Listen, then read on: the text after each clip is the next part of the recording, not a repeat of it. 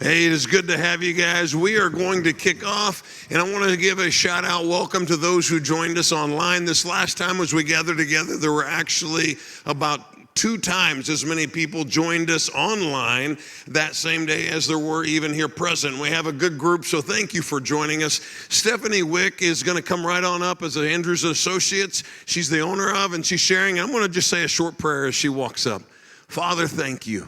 Thank you so very much for just giving us your incredible gift of love and grace. And Father, I thank you for equipping Stephanie to help others. And I just pray that you would speak through her as she speaks with us. Help us to take home what we need to be able to grab hold of any truth that you have for us. In Jesus' name, amen. Okay, can everybody hear me? All right, great. If you joined us last week, I'm glad you were with us last week. If you're with us this week here or online, I'm even more excited because tonight we're doing a deep dive into depression and anxiety. So this is kind of the meat of what we do as mental health therapists. And so I'm excited. I shared last week that this is something that I've got both professional and personal experience with. And so we've got a lot to get into today. So last week we talked about this. Barry mentioned this morning in the sermon, and we're going to make a point of it again this afternoon. America ranks at the top, if not the number one country in the world in terms of rates of depression and anxiety. That means we are more depressed and more anxious than just about any other country in the world.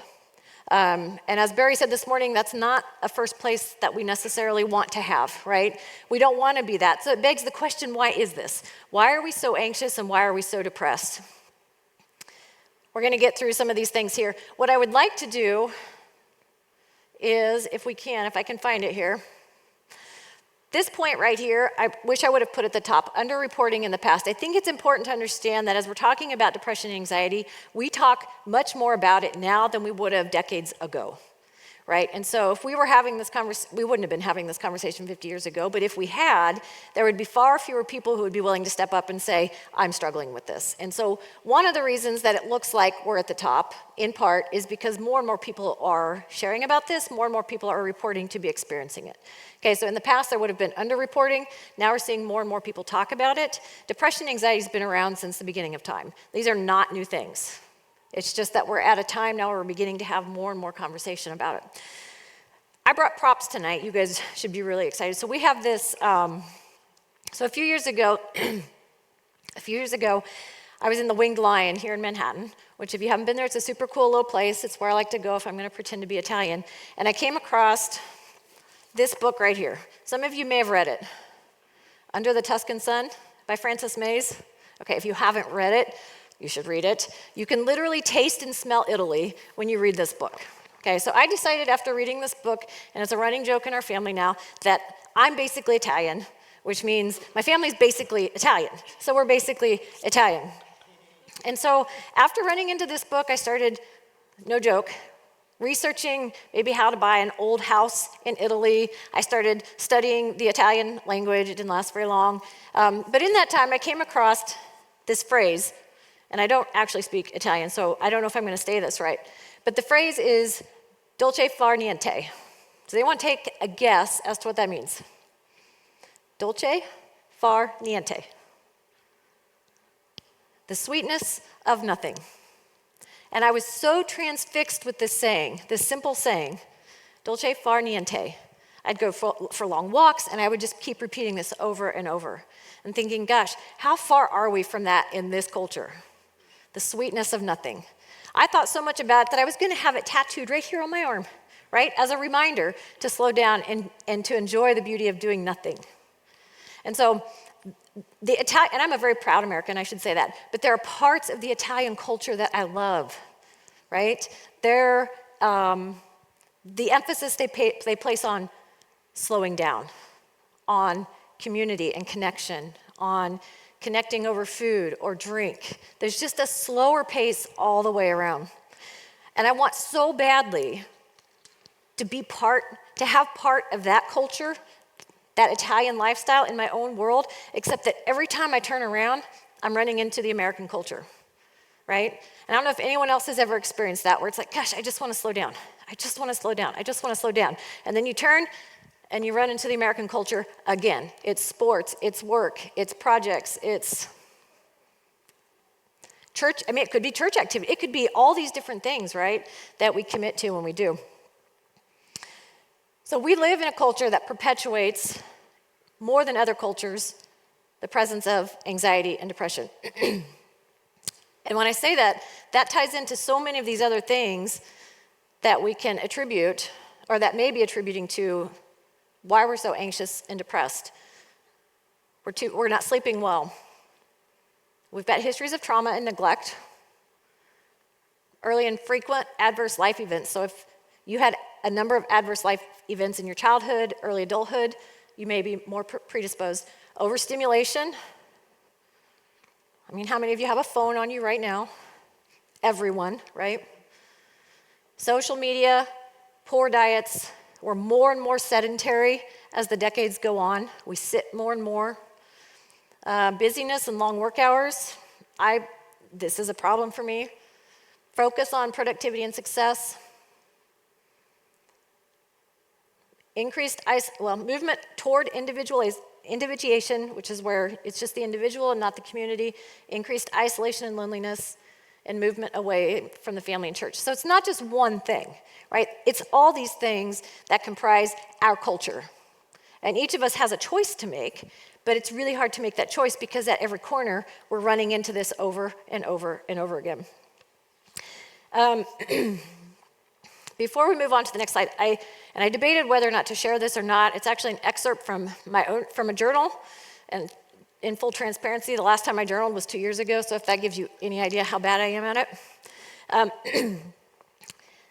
So at the risk of it seeming self-indulgent, I am going to read this, but not for that purpose, only to show that I think with each of us, with many of us, there's this longing to slow down, right, to live a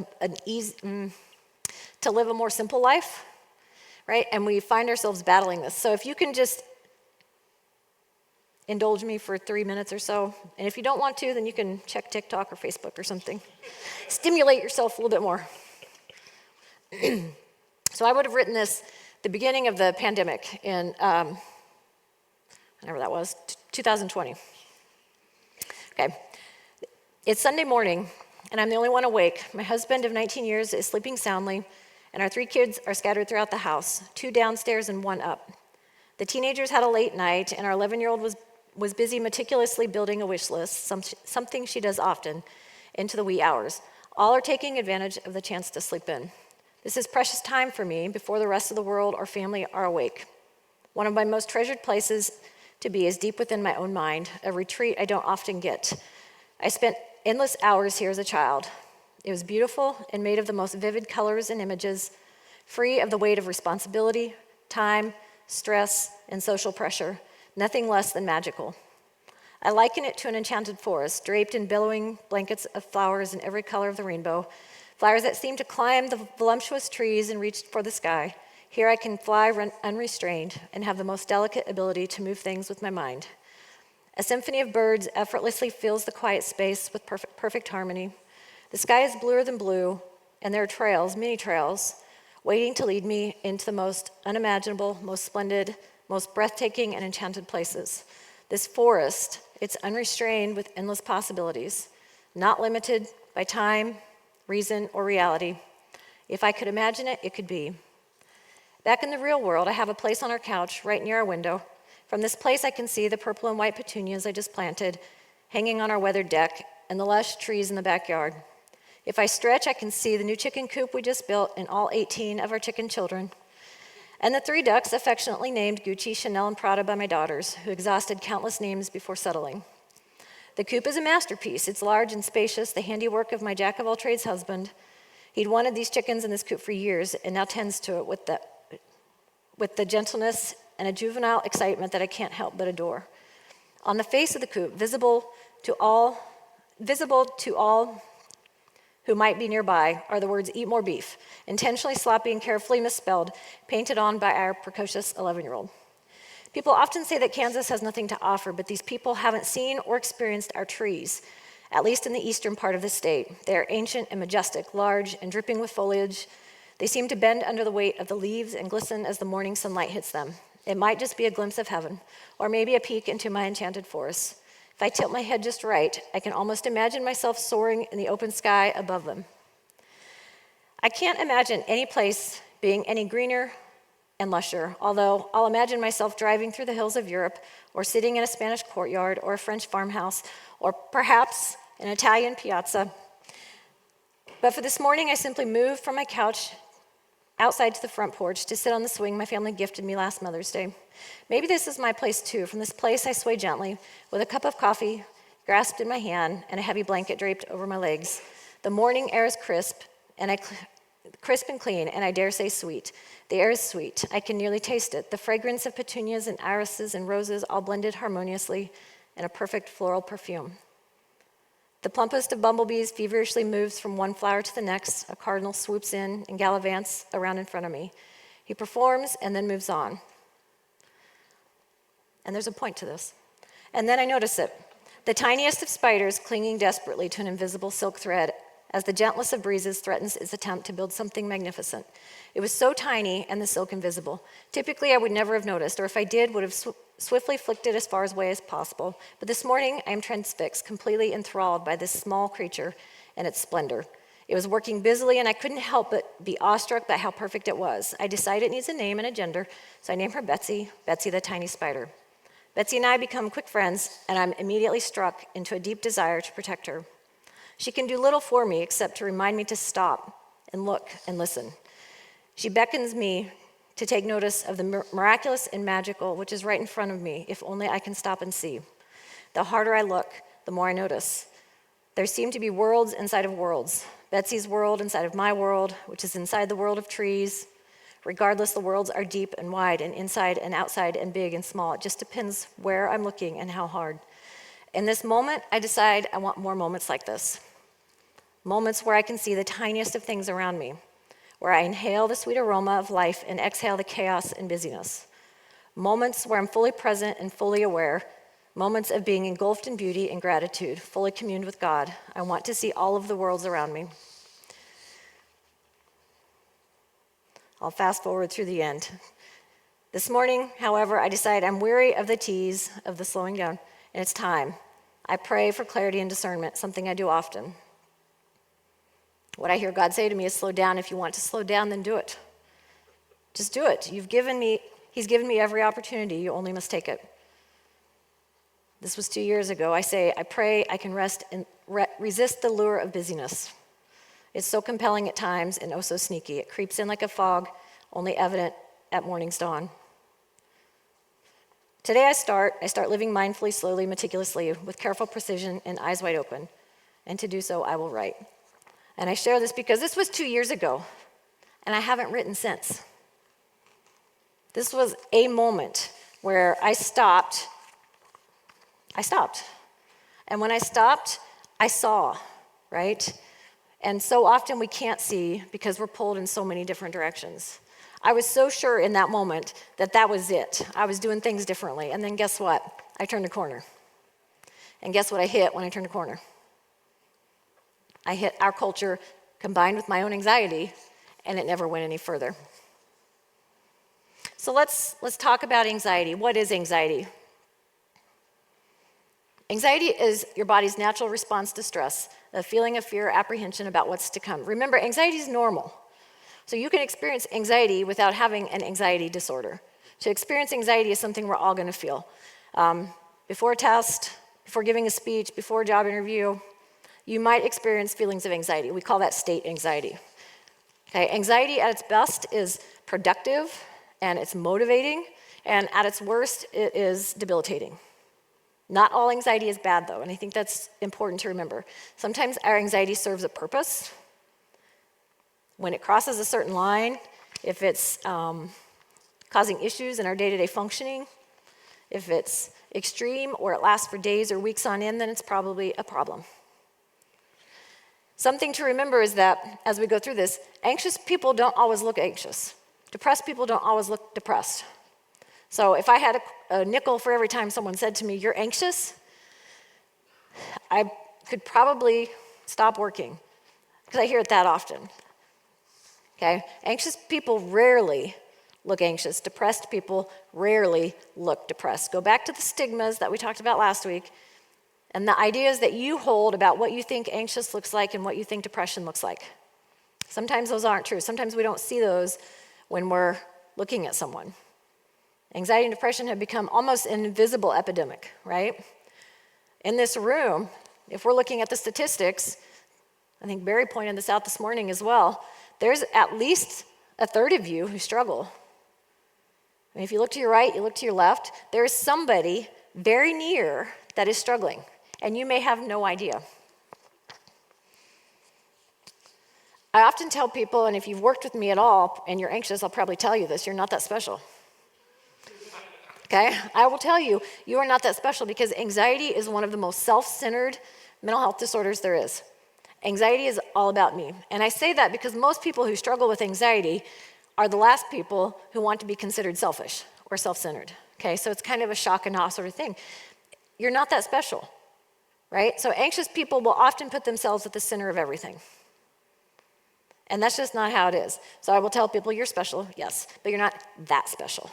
Nobody else cares what you look like walking into a room. You're not that special, right? Okay, we're going to walk through just the different types of anxiety to give you a sense. There are a number of different kinds. Generalized anxiety disorder, again, I shared last week, I've struggled with generalized anxiety disorder my entire life. GAD is just, it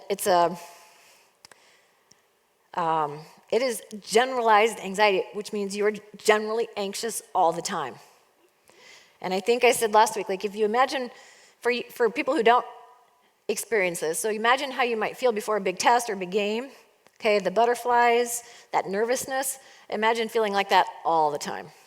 That's kind of what generalized anxiety feels like. It's a really hard thing to get away from. It's kind of a constant companion, and it's just there.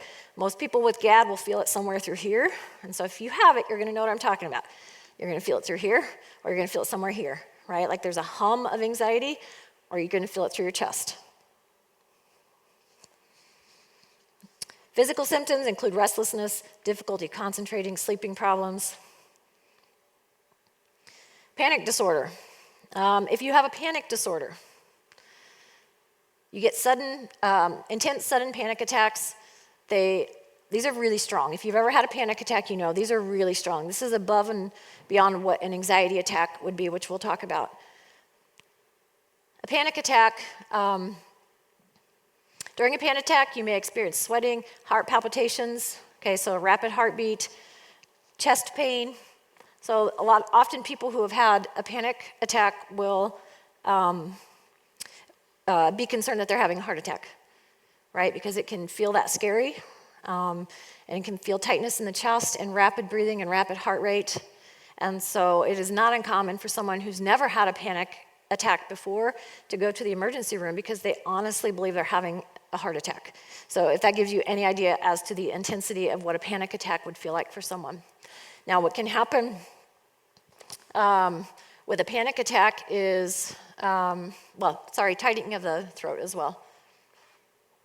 And I know it sounds like my throat is tightening. I'm not panicking right now. I'm just trying to get well. So panic attacks are very upsetting.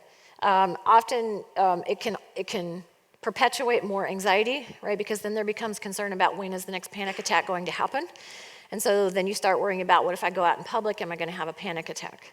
All right, and so it becomes this vicious cycle where maybe there was a spontaneous, unanticipated panic attack, and then there's anxiety then about what happens if I go back out, what happens if this happens again. Keep in mind, sometimes people will have panic attacks and they will have been fine. They could have been fine, and then out of nowhere, there's this crushing sort of panic, this crushing experience that they have that's frightening because it comes out of nowhere. Okay, phobias. So phobias are when it's intense fear of something very specific.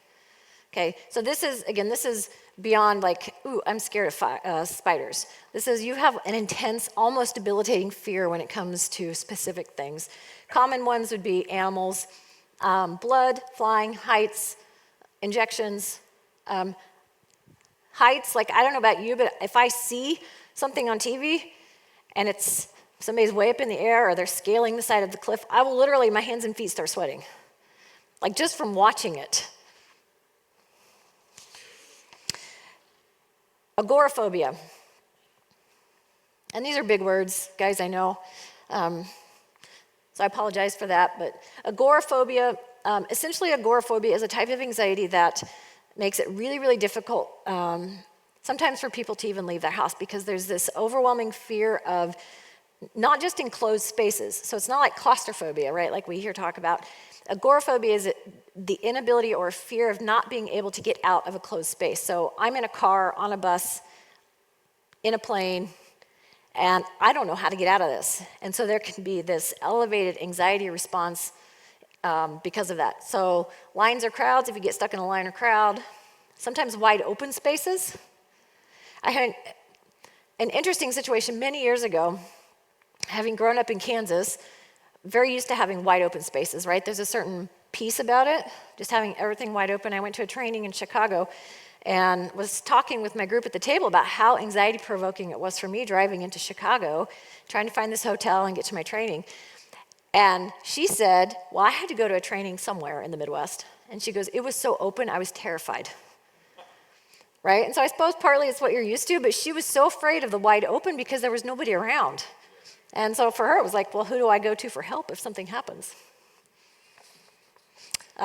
Most severe situation would be that it prohibits somebody from leaving the house, okay? Separation anxiety. Children often will experience separation anxiety. I won't go into this too much, but this is just that anxiety that usually young kids will have when leaving a parent or a caregiver. Keep in mind, anxiety is going to feel different from person to person. Okay, so what I experience in generalized anxiety may feel different than what somebody else experiences. So for one person, it could be just butterflies, right? Like just that little feeling of nervousness. For somebody else, it could elevate into something that is really debilitating, right? They can't manage their thoughts. Excuse me. They can't manage their thoughts. They can't get out of the house. It's different from person to person. Generally speaking, it's going to be this sense of dread. So unfortunately, I live most of my days with this weird sense of dread all the time.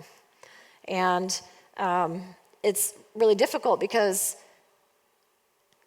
most of us rely on our thoughts and feelings, right, to help us navigate the world around us and to make sense of the world around us. But when you've got anxiety or you've got generalized anxiety, you can't trust your thoughts and feelings to let you know what's happening around you. And so my brain may be saying, there's something really scary here, there's something to dread, when in reality there's not. Barry did a fantastic job this morning. The nerd in me was really excited when he put the picture of the brain up. Like I was really excited because I think if I were to do it all over again, I'd be a neuropsychologist, right? Because the brain is so fascinating. So I got really excited when he starts talking about the amygdala.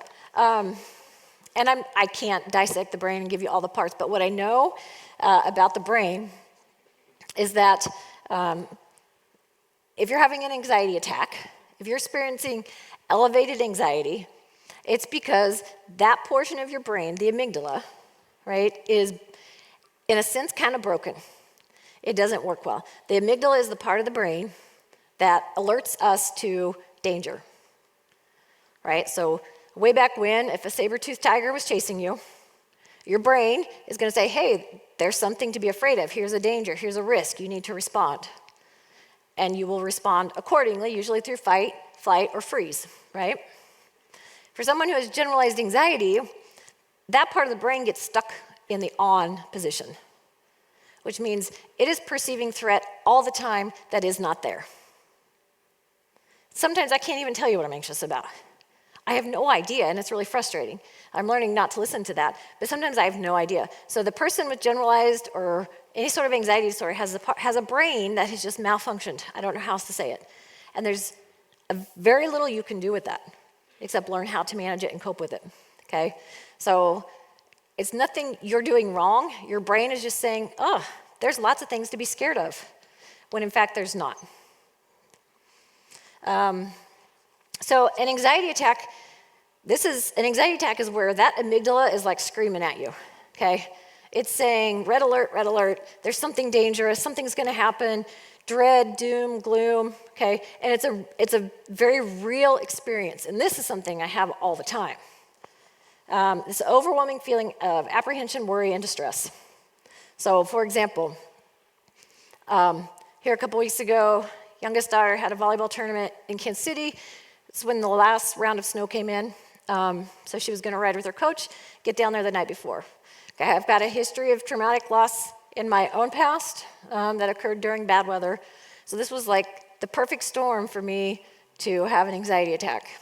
So I dropped her off and she knew I was nervous, so she texted me like every 10 minutes, and if she wasn't, I was texting her, are you alive? Are you alive? Are you alive? But dropping her off and leaving, this is exactly what happened. It was this overwhelming, I couldn't stop crying, I was panicking. If you've ever experienced any kind of loss, often you start to anticipate losing other people. That's the last conversation I'm gonna have. Oh, this is the last Chick-fil-A she's gonna eat. In fact, I had her Chick-fil-A in the trash, and then I pulled it out, and I'm like, this may be the last thing she ever like, really unreasonable stuff, except that it feels really real at the time, and it can feel really terrifying. So, anxiety attack, feeling faint or dizzy, shortness of breath, dry mouth, sweating, chills, hot flashes, apprehension and worry, restlessness, distress, fear, numbness, and tingling. All of these things can happen. Okay, so that is all part of, those are, I think, 4 of the anxiety disorders that we often see. Moving on, before we get into social anxiety, there's something that I want to do here. And when we're talking about introversion, shyness, and social anxiety, what is the difference? If you're gonna come in and you're gonna meet with me as a therapist, and I recognize that you might be introverted, I'm gonna call you out on it. Because, and so far I'm batting 1,000 on this, I have yet to misidentify someone. We live, I guess you can go back maybe to the beginning when we're talking about our culture. We live in a culture that is largely extroverted. Okay, we live in a culture that encourages extroversion and favors extroversion. And so if you're an introvert growing up in an extroverted world, it is very common to want to be more extroverted or to pretend to be more extroverted than what you actually are. And what that means is there's a lot of people who, myself included, there are a lot of people who grow up thinking they're broken, they're a misfit, something's wrong with them, they're socially inept, they can't do relationships, and it's not the truth, okay? So I want to walk us through introversion, shyness, and social anxiety so that you know, and I want you to reflect on this. If you're somebody who has felt like a social misfit, who feels awkward in social situations, who tires easily in social situations, who has a hard time speaking up in class, who feels drained by small talk, okay, I want you to pay attention because you may not be anxious, you may just be introverted, okay? So introversion. Introversion describes people who attend to their internal thoughts and feelings and recharge by retreating from people, okay? So there's nothing wrong with you. It's not a diagnosis. We don't say, gosh, I'm sorry, you're introverted, although our culture largely says, gosh, I'm sorry, you're introverted. Some of you may be able to identify with this, okay? Common traits of introversion, drained by social interactions. I promise you, after this, I'm probably gonna go home and not move all night. It will take me 72 hours to recover from doing this. Recharge through solitude. If you're introverted, the last thing you need is more social engagement. It's gonna drain your battery even more. You prefer working alone so you can focus on the task at hand. So if you are somebody who hates group assignments, who would much rather just do the whole assignment by yourself, you might be introverted. Would rather spend time with a small group of close friends than a large group of people. So introverts are very capable of making friendships, okay? Excuse me, very capable. It's just that they need this many, and they're gonna be this deep. Like, introverts don't need this many that are this deep. They need just maybe one even, but they're going to be very deep relationships. Introverts have a really rich inner world, okay? So think about what I read from my journal entry. There's no better place to be than in my head. And that's a classic characteristic of introverts. Daydreaming. If you've got a child who daydreams often, they may just be very introverted, right? And they love kind of hanging out in their own heads. Prefer expressing yourself through writing over talking. I would much rather write something out because I process internally than to have to say it out loud, okay? Introverts are, sometimes they believe and are confused or believed to be slow thinkers. They're not slow thinkers, they're deep thinkers. Okay, so if you, again, put a cross-section of the brain, if you were to look at that and you were to look at the pathway that information enters for an introvert versus an extrovert, the introvert, it has to come in, it has to go all the way through the emotion centers of the brain. You have to process all the way through it before you are ready to respond. Okay, extroverts can think on their feet. They can brainstorm, they can do things very, very fast because the pathway is very short. Who laughed at that? Neither is smarter or dumber than the other. They're just different mechanisms. Again, I think it's important to understand that sometimes our brains determine how we think and feel and interact. And it's not a mental health condition, okay? It's a temperament. It's something you're born with. If you're born more introverted, you're always going to be more introverted. If you're born extroverted, you're always going to be more extroverted. If you believe you might be introverted, just accept it and learn to work within it, because once you do that, there is a huge relief from the pressure that you feel to be somebody different than who you are. Huge. You can say, yeah, I'll go, but I'm going to hang out for 20 minutes and then I'm going to leave. That's okay. Or it allows you to say no to things, right? Like, I am busy. I'm introverting. Sorry. Well, that's a legit, I'm introverting. I tell people that all the time. Just, you're busy, you're introverting, you're recharging.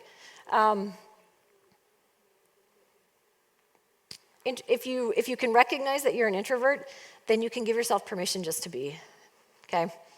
Stop trying to be somebody you're not. I can't overemphasize that, because the number of people that have come into my office who believe they were just socially incapable and anxious, and then we have this whole conversation about introversion, and they're like, oh, well, I'm not broken.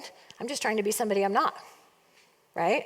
If you're not somebody who speaks up in large groups, then don't speak up in large groups and be okay with that. I don't have this on the slide, but I do want to share this. Some books, because I'm so passionate about introversion and tweezing this apart from anxiety. Quiet by Susan Cain, if you're taking notes. Quiet Power, which is a book that she wrote for young adolescents. And then The Introvert Advantage. And the author of that is Marty, with an I, M-A-R-T-I, Olson Laney, L-A-N-E-Y. So if you're interested in learning more about that, then I would highly recommend all three of those books. I've given those books out more times than I can count and had to purchase new copies of them more times than I can count. Okay, what is shyness then? Shyness and social anxiety can look similar. Shyness is a feeling of nervousness or discomfort, usually caused by fear of social situations, often linked with low self-esteem and characterized by these things. Excessive self-consciousness, so like thinking about yourself too much. Negative self-evaluation, basically, I am bad. And negative self-preoccupation, okay? A lot of self there. Social anxiety. Social anxiety is, see if I can find it, maybe it's not on here. Social anxiety is based more in a fear of judgment. How are other people going to perceive me? Am I going to look dumb, stupid? Am I going to say something? Am I going to be rejected? Okay, so it's even a step above the shyness. This can be debilitating. Social anxiety can be debilitating. We can move on. So these are some examples. Yeah, just some common signs and symptoms of social anxiety. You can read through those. This is very common, but please, if you think you're socially anxious, then run yourself through this introvert panel first, right? Like, am I introverted or am I socially anxious? There's a difference. And you can be both. You can be an anxious introvert. Okay, so moving on, who is at risk for anxiety disorders? There's a number of different factors that can contribute to this. Personality traits such as shyness or behavioral inhibition, being uncomfortable with and avoiding unfamiliar people, situations, and environments. Traumatic or stressful events in childhood can contribute. This is genetic as well. So if you've got a history of anxiety in your family, then there's a chance that you might have inherited that. Thyroid problems. Often we'll see people who struggle with anxiety will have an underlying thyroid problem, and more common in women. Sorry, ladies. A lot of the struggle that women have is hormone related. Okay, so again, if you're a woman of a certain age and you have your regular cycle, something to always pay attention to is how your mood, how your anxiety fluctuates throughout the month, and does that align with your cycle? Okay, because for a lot of young women or women, they'll struggle with what we call PMDD or premenstrual dysphoric disorder. Don't assume you have it, it needs to be diagnosed, but it's just a marked increase in a lot of these things that we're talking about. Okay, so my slide lady, I don't have this on the slide, but I really want to cover this because this is really important. And if anybody wants this information, I will happily email it out, because this is how do you manage anxiety? How in the world did I forget to put that on there? I have no idea. Okay, number one, first of all, don't believe everything you think and feel.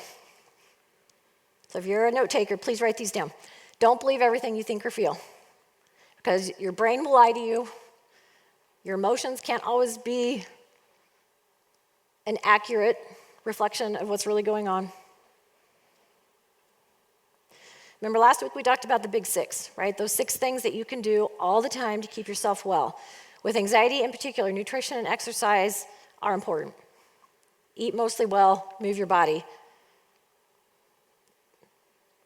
And then we've got get sunlight, get outdoors, check your social relationships, your spiritual health, and are you sleeping?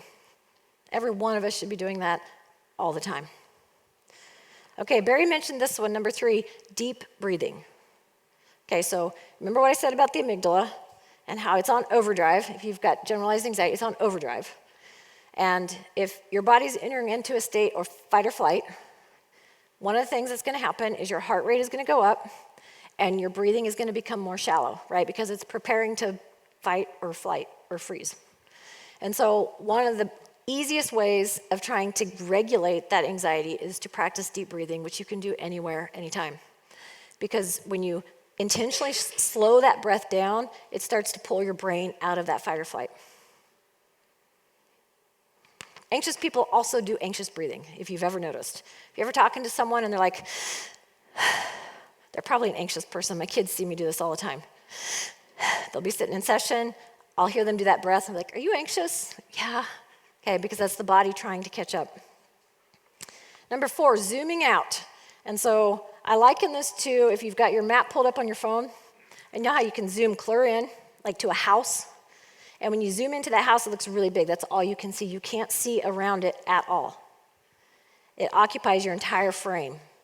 If you practice zooming out, guess what? That house, that problem, all of a sudden does not seem that big, right? So maybe I'm anxious about giving this talk, but in reality, 1, I'm not that important. 2, I'm not that special. 2, I'm on a stage in this church, in this town, in this county, in this state, in this country, in this continent. You see what I'm saying? Like all of a sudden, this little thing that I'm doing right here is not that big a deal. So zooming out, fact checking. Number 5, fact checking. Is there any evidence to support what you're thinking right now?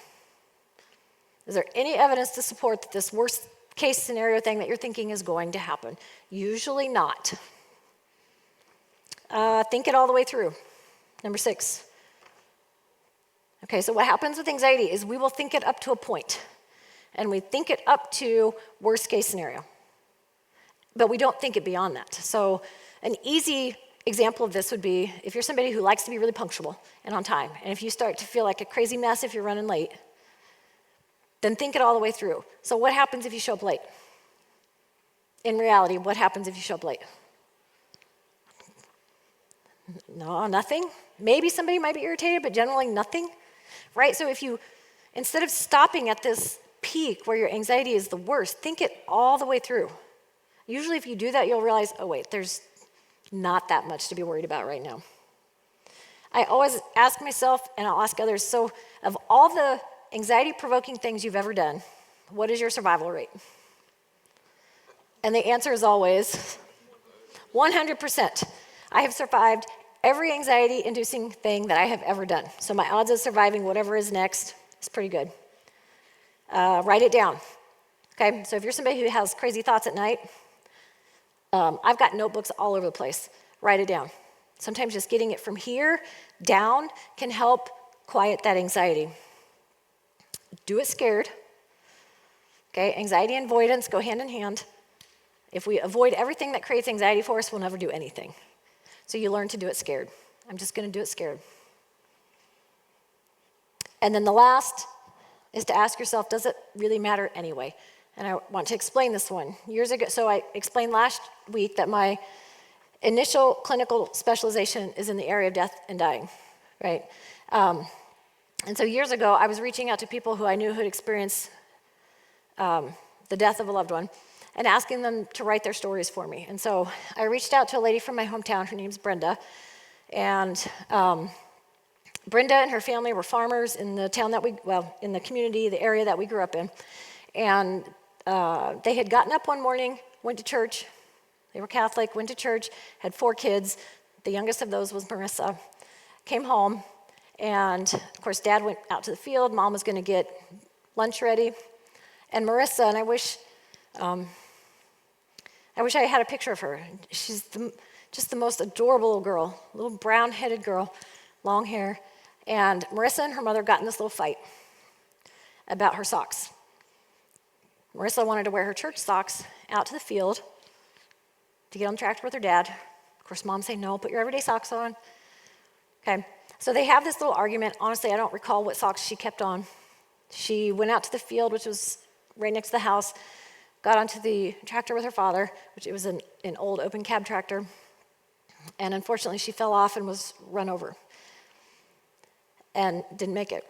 And so as her mother is writing this, she references the conversation that she had about the socks, and she asks herself, does it really matter? Did it really matter anyway? And if there's one experience that has shaped how, like the approach, for example, to parenting that I've had, it's that, does it really matter anyway? Pick your battles. Is it that big a deal?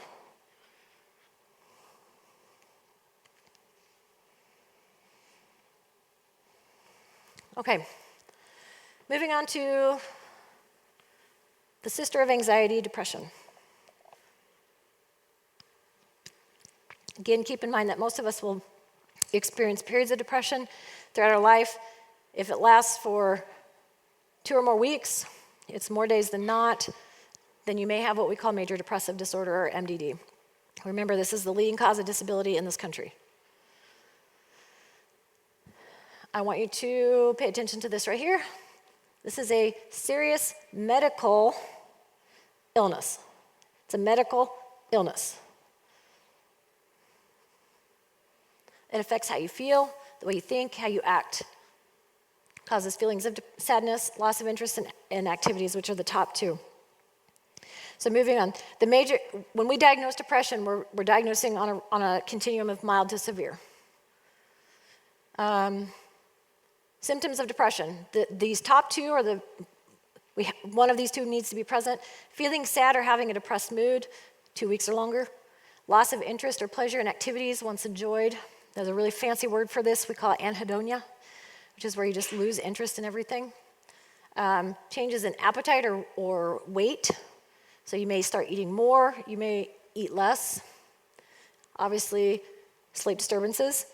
So you're sleeping too much, which we would call hypersomnia, or sleeping too little. Loss of energy or increased fatigue. So people who are there's a physical component to depression. Like it wears you down. So lots of fatigue, body ache,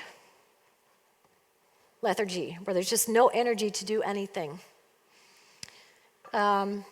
Increase in purposeless physical activity. So it could be unable to sit still, pacing, hand-wringing, right? Like you've got somebody who does this. Or slowed movement. So people who are really struggling with depression may have, their speech may actually be much slower.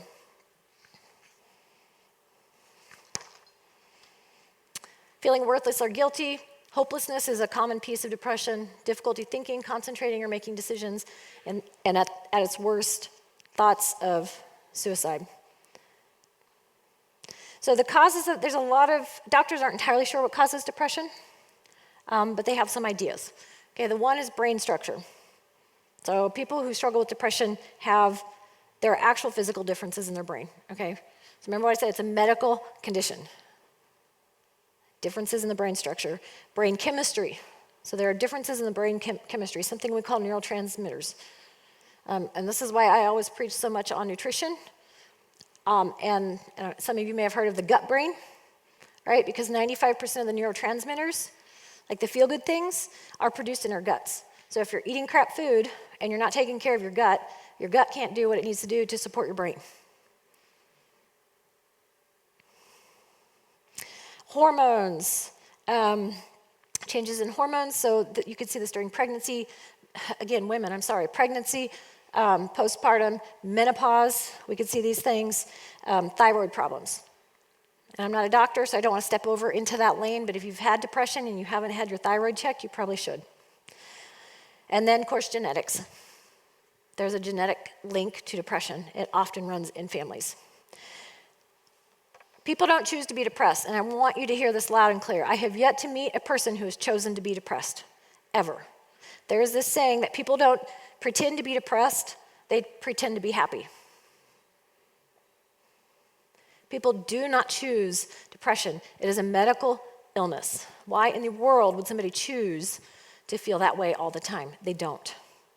So if that's a thought or a stigma that you've had, you need to check it at the door and try to move on past that.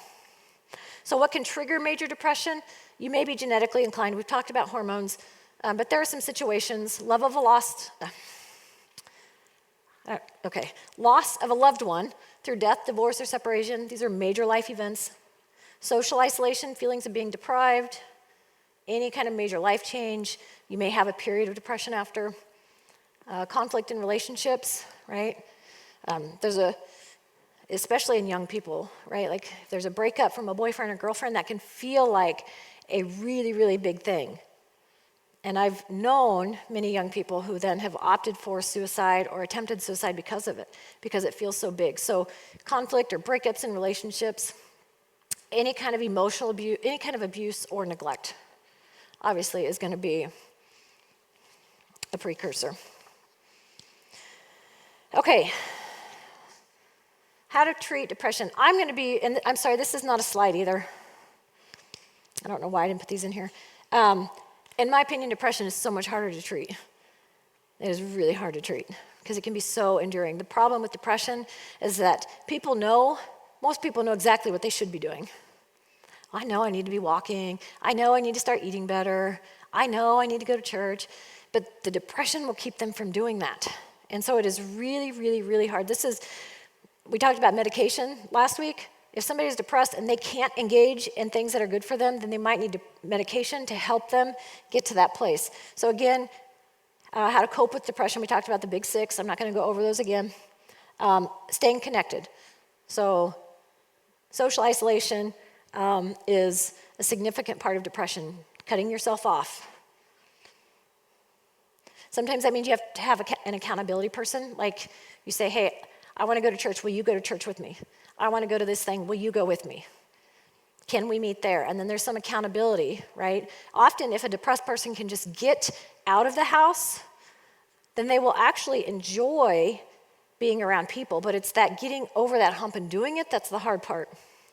Sometimes the behavior has to come before the feeling. So if you're depressed and you're waiting for that feeling, right, to kind of give you the motivation to get out and do the things you know you should do, you're going to be waiting forever. And so when possible, you do what you don't feel like doing. I don't feel like going for a walk, but I'm going to go. And maybe it's 2 minutes, maybe it's 5 minutes, but I'm going to go. Some of you are probably familiar with seasonal affective disorder, okay? That's kind of where you experience a dip down during the dark months of the year. So like right now, that is often due to a decrease in vitamin D. So again, if you're struggling with depression, I'm not a doctor, but I'm probably going to tell you, have your vitamin D checked. So if you're struggling with depression, you may need a vitamin D supplement. Open up the blinds or the curtains in your house, let as much light in as you can, expose yourself to sunlight. And then, of course, medication and psychotherapy. Okay. What we're going to finish on today, before we move into the Q&A, is what do you do if you know someone, you have a loved one who is struggling with anxiety and depression? How do you help them? First thing is to do what you're doing right now, which is to learn what these things are. Debunk any of the stigmas that you're holding, the misconceptions, learn what it is and what it isn't. Be aware of your own biases. Okay, if you weren't here last week, we had this whole list of different stigmas that exist around mental health. Go back, read through those, and check yourself.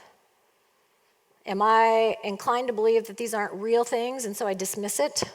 Do I just chalk it up as someone being a nervous Nelly, and it's not that big a deal?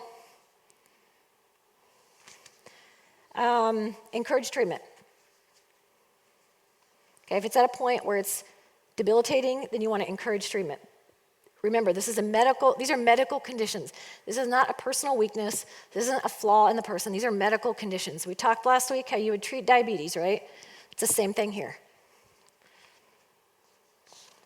You may want to offer to help them do research on therapists or make a list of therapists or questions that they might want to ask. Identify the warning signs of depression and anxiety. So if you've got a loved one, a child, a spouse, a parent who you think might be struggling, start paying attention, writing maybe some of your observations down. Obviously, stay alert for the warning signs of suicide. I'm going to read through what some of these are. So depression, anxiety are sisters. It's not uncommon for somebody who's got a primary diagnosis of anxiety to, after a while, just feel so weary under the weight of that anxiety that they might dip into depression. And suicide, attempted suicide, obviously these are real things. These are, of course, we never know, like if somebody's completed a suicide, if that's what they were wanting, or if they were just wanting the pain to end. So what you'll hear often from people who have attempted suicide and survived is that they didn't necessarily want to die, they just wanted the pain to end. And they could think of no other way of doing it but that. So warning signs of suicide. Again, there's not a slide for this, so just listen or take notes. Talking about suicide. I wish I were dead, I'm going to kill myself. They may be thrown out there as very flippant remarks, but these carry some weight. Getting the means to attempt suicide, so buying a gun, hoarding pills, stealing pills, withdrawing from social contact, wanting to be left alone, having mood swings. And these would be things that were out of the norm, right? Being preoccupied with death, dying, or violence. Movies, video games, talking about it, drawing it, following certain social media accounts that kind of perpetuate it. Those are things to be aware of. Feeling trapped or hopeless about a situation. Obviously, increased use of drugs or alcohol to cope. If you notice any changes in their normal routine, again, these are noticeable changes that persist. These could be things like their eating or sleeping patterns are skewed from what they would normally be. Engaging in risky or self-destructive things, so drugs, alcohol, driving recklessly, unprotected sex, could be anything, shooting firearms in town, whatever. I mean, it's just anything that's reckless and dangerous. Giving away belongings or getting affairs in order. Saying goodbye to people.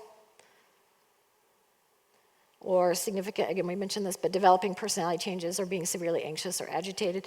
And to complicate this even more, it is not uncommon for somebody who has set his or her mind to suicide to experience a period of calm and contentment afterwards. So as if it's not already hard enough to be aware of these things, once somebody's made that decision, they may appear very content and lighthearted and jovial, right? Because the decision has been made.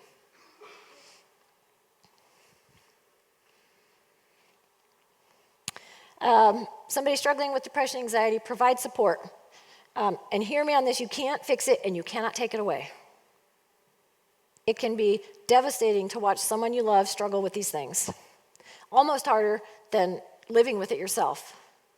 But you cannot fix it and you cannot take it away. What you can do, again, encourage them to stick with treatment. Be willing to listen. And that means listen without advice giving. Listen without trying to fix it. Just listen. Be a safe person to be there.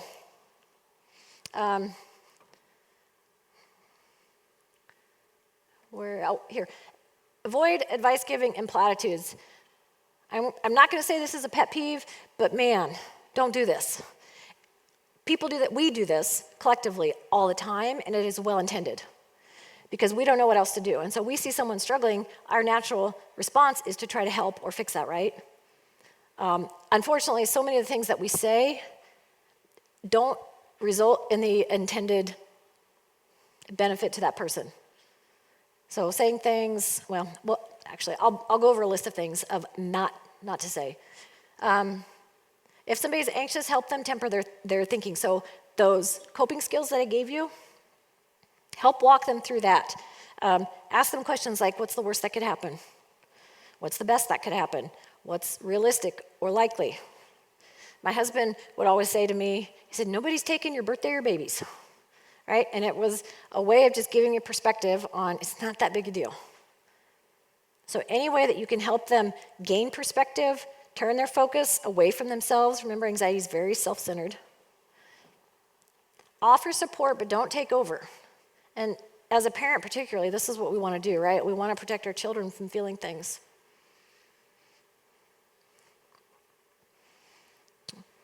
Anxiety in particular, anxiety and avoidance are kind of hand in hand, right? So if you struggle with anxiety, you're often going to avoid things that would provoke that anxiety.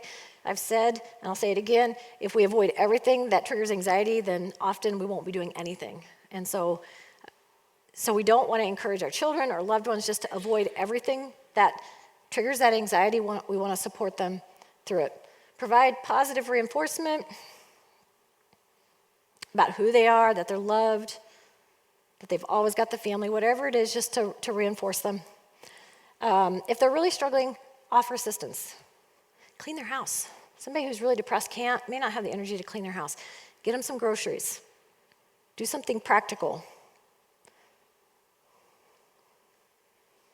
Help create a low-stress environment. Again, that could be helping to clean, giving them ways to feel like they're more in control, helping someone meal prep, things that could be really hard.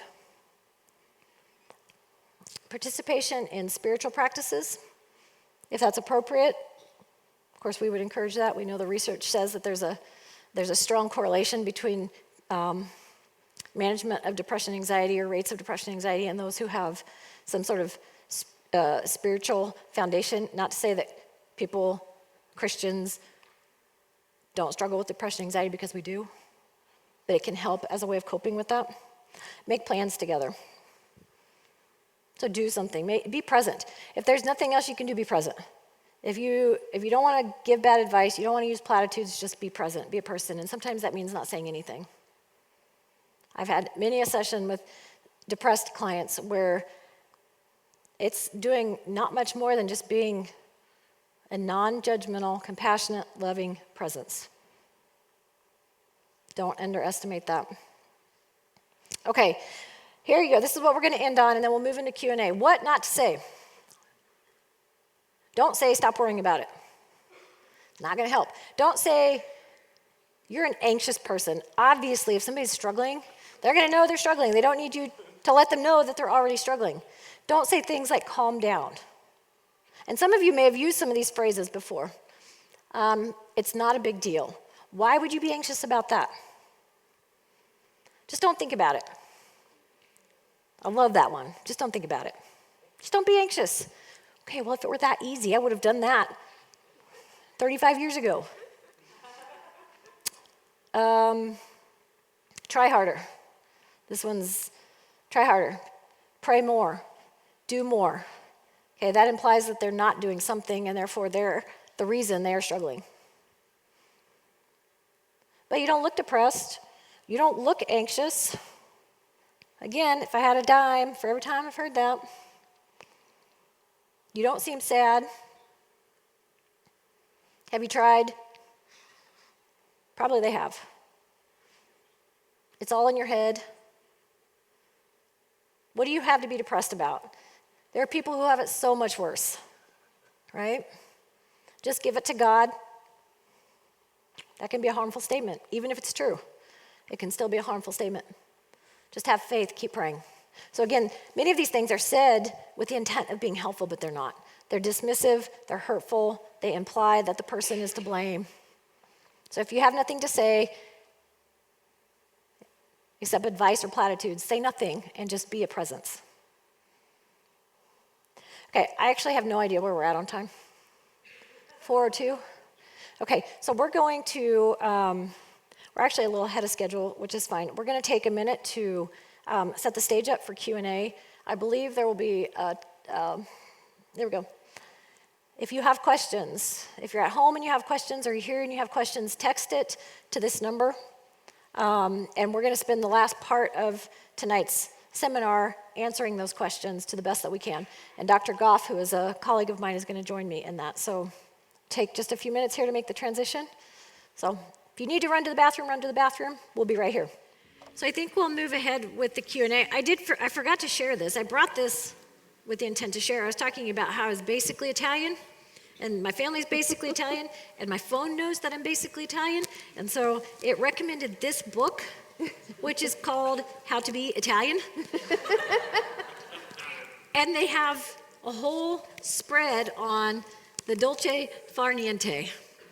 So I'm still studying up on how to do that. So Dr. Goff is a colleague of mine that I've known for many, many years. We go way back into graduate school. Yeah, we're talking like 20 plus. Yeah. When I was a student, and she was my major professor.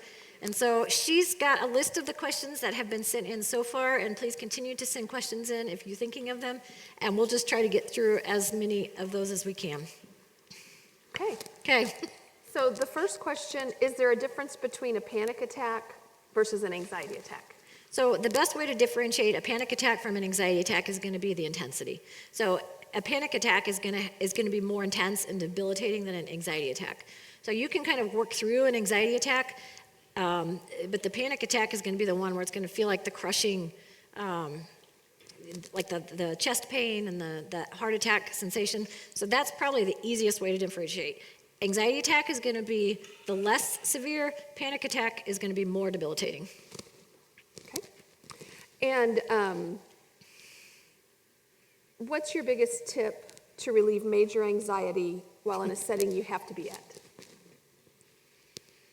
I thought that was a good one because I think interesting that we both have dealt with anxiety. Yeah, so we can probably tag team on this. Actually, all of those things that I mentioned that I didn't have slides for, are things that I do. I practice this all the time, and that's honestly where that list comes from. So if I'm in a situation that I don't want to be, honestly, I'll always have something that I can hold. And so it'll be it could be a pen, or it could just be something that I can hold in my hand, or I'll hold my jacket or something and just try to ground. We call it grounding that way.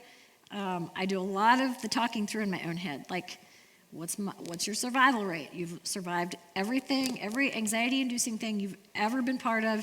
You're going to be okay. This is not that big a deal. Nobody else probably cares about this. You're the only one. One that I use often is I do a countdown on the time. Like, okay, in 2 hours this will be over. By 5 o'clock tonight this will all be over. And so I do this countdown just as a reminder that this is temporary. It's not that big a deal. So a lot of this kind of working with those thoughts and trying to gain perspective. And then I fully embrace this idea of doing things scared. I just do a lot of things scared.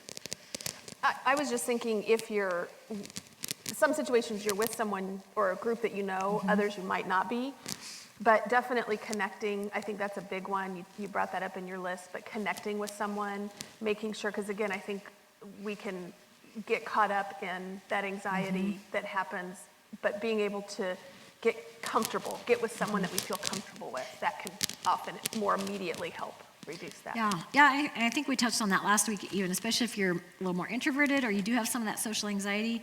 Find the other person who is feeling a little bit nervous, right? Or have a safe person, especially in social settings, that you can talk to. Like if Brianna and I were going somewhere, we did a lot of trainings years ago, didn't know anybody, but she would have been my safe person. So I knew as long as she was there, we were okay, right? That's scary. It's true. But just finding that safe person, having somebody in social settings, to connect with. How can we help kids deal with anxiety? Well, I have a whole nother presentation right here on this because I had a feeling this might come up.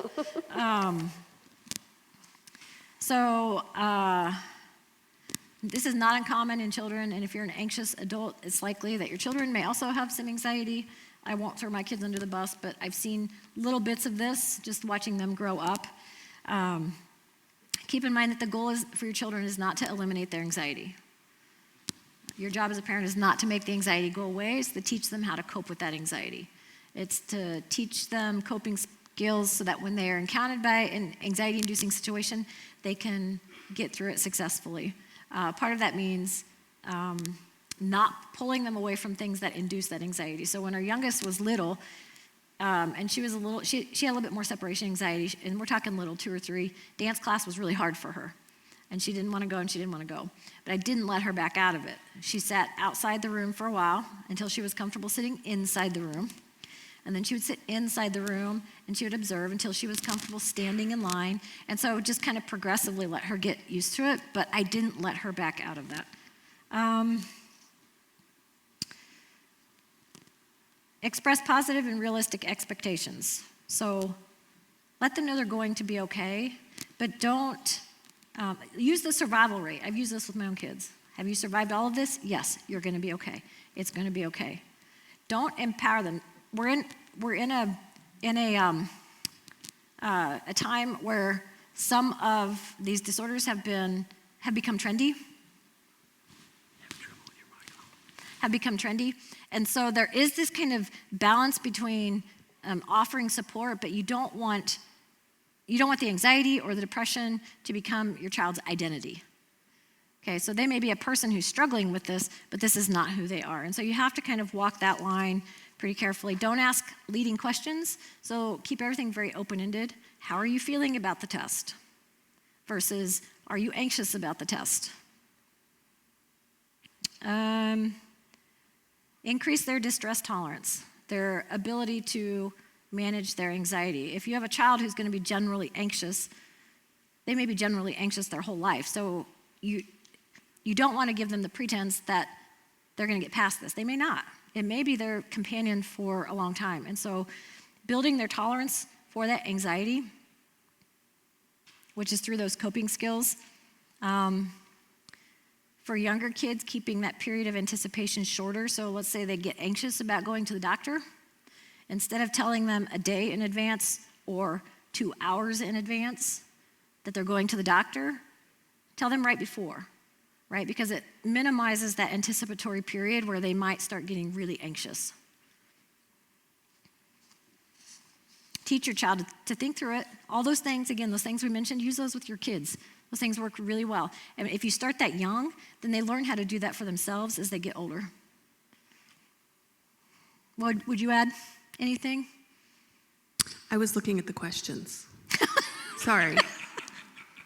It's okay. I was trying to go through the questions and prepare the next one. Okay, next question then. There's a lot of questions about therapy, Okay. which is really interesting, but I want to come back to this one. So we'll get to those. As I shared, I really appreciated the introvert part of the discussion. A comment that was made with a question. I was told by my teachers that being shy is considered being selfish. Is that true? No. Okay, next Shame one. on that teacher. being shy is the same as being selfish. No, period. I don't know what else to say to that. That's rubbish. That's silly. I have a story. Okay, Can I let's tell hear a it. story? Mhm. So as you talked about that, I thought about my daughter, who's a mini-me, unfortunately. And she's a card when she's around people she's comfortable with, but she can be really shy with people she doesn't know. And last summer, we were swimming at a beach, and this little girl, a little bit younger than she was, came up and just started talking to her and was asking her 20 questions, and I just had to laugh. And we kind of made a joke of it, that if she needed some, she's a little bit shy, if she needed some tips, she just needs to figure out what that girl does, and that's how she can be social. But there's a stigma about it, and that whole issue of being, and again, just recognizing me not wanting to be an introvert, and yet as I get older, recognizing that that's a part that I have to accept, but I also need to accept it in my kids. So that kind of goes back to the other one too. So no, not shy. No, shy is not selfish. not selfish. I've never heard that. And being an introvert isn't selfish. Being anxious isn't selfish. I mean, I think all of those. And as you were talking, one of the thoughts that kept coming, and you talked about it, it's a medical illness. These are they're brain illnesses.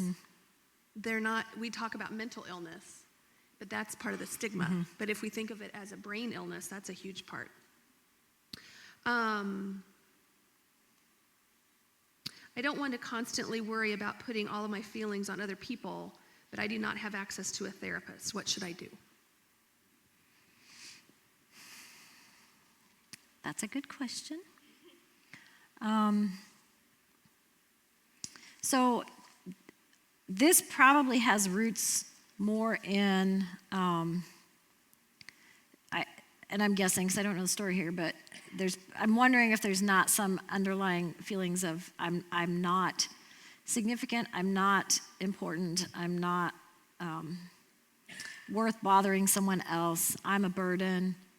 Like some of these messages that can underlie that sort of question, like I don't want to burden people, people pleasing, right? So somebody who asks this question may be a people pleaser, which means there's underlying fear of rejection or not being liked. I would encourage you to find a person, and the best I can say is if this person cares about you, they're going to be willing to listen to you. And people pleasers are generally speaking really poor at help seeking. They won't ask for help, and you're the only one who can do that. Hopefully you've got people who might recognize this in you and reach out, but if you don't, then it will be up to you to reach out to somebody that you trust, who you know loves you, is going to support you, and is not going to judge you. But at some point you have to reach out, and if you can't get to a therapist, then your friends, your family, your youth groups, these are going to be the people who are closest to you. I feel like I'm in sing with my microphone. Oh. But I don't sing, so I won't do that.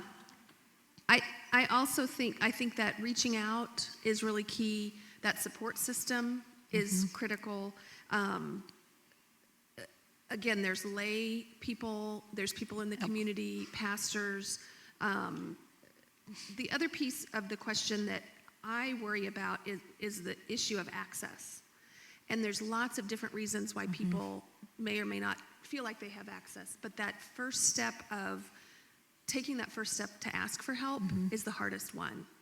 And but that access, it may be because of money, it may be location, it may be not having insurance. I mean, there may be lots of reasons. We know that right now there's a backlog in this area. There aren't enough mental health therapists to go around. And so that's been an issue and continues to be an issue. Oh, you need the next question, sorry.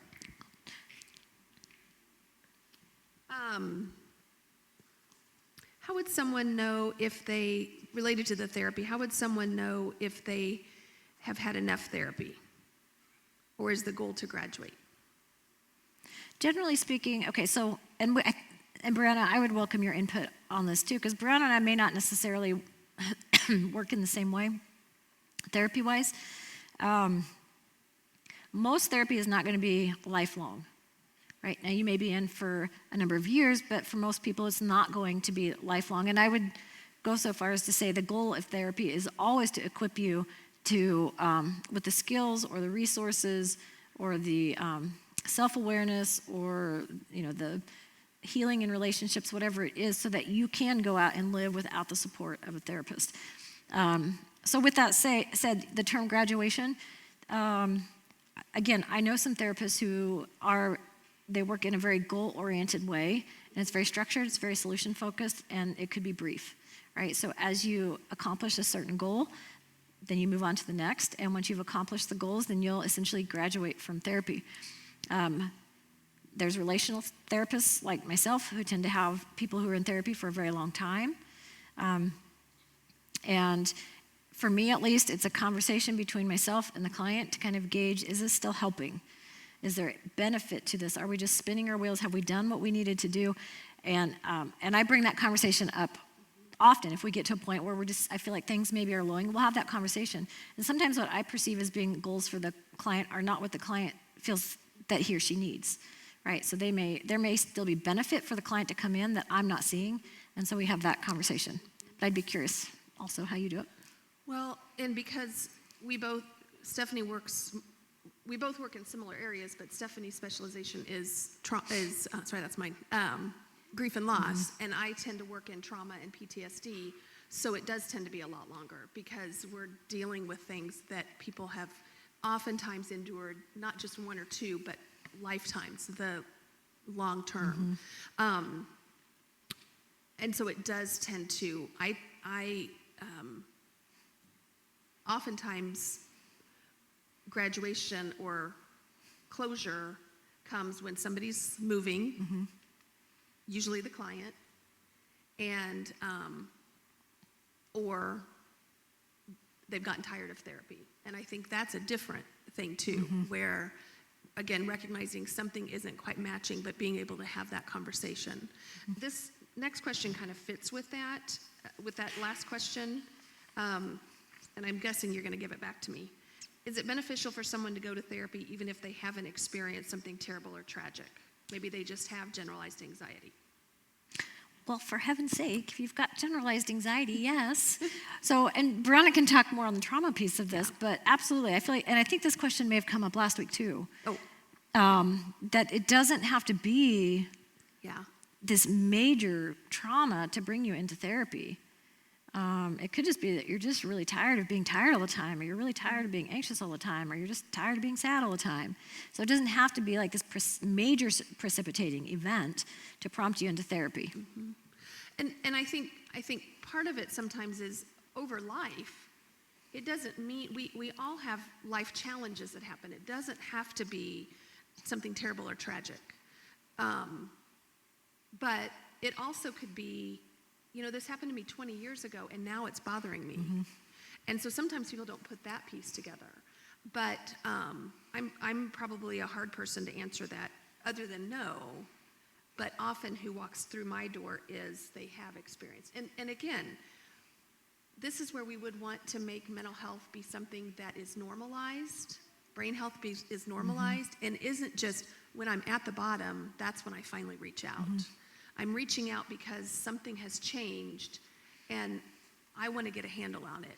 And I can probably count on one hand folks I've worked with that's been. Yeah, unfortunately, we're very reactive instead of proactive. And that's true for medical stuff as well as the mental health stuff. We often wait for there to be a problem before we will seek support for that problem.